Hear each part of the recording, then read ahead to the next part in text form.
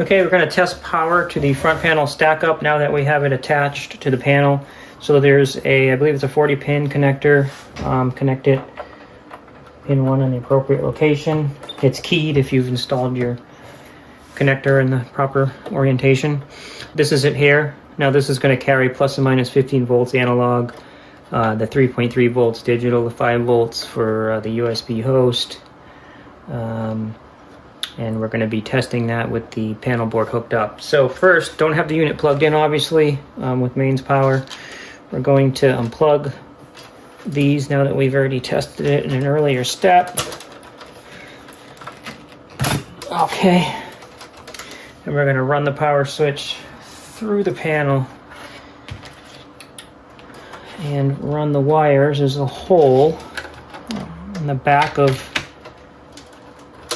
the PCB stack. You don't want the microcontroller module installed yet. We're going to test it first without it. And the bottom. Okay. And then we're going to, might as well install your switch for now. Now we're actually going to plug it in with power off.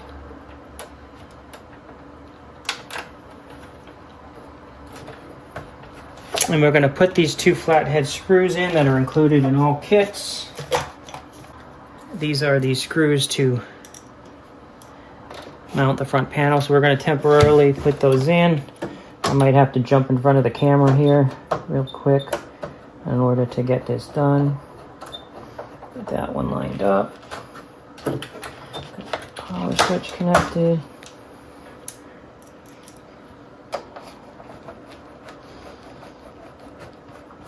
Just going to do this to secure the panel so we can work in here.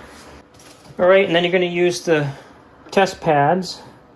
You can hook up your ground lead to the ground lead test pad. Now you can plug in your unit and turn it on, and then you can verify again the green light on your main power supply unit. If it's still on, that's a good sign.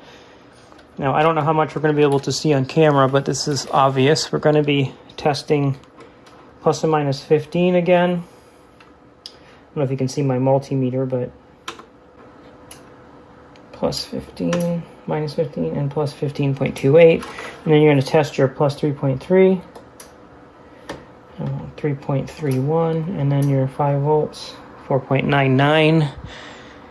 Okay, and then next we're going to be installing the voice cards, at least the first group of voice cards.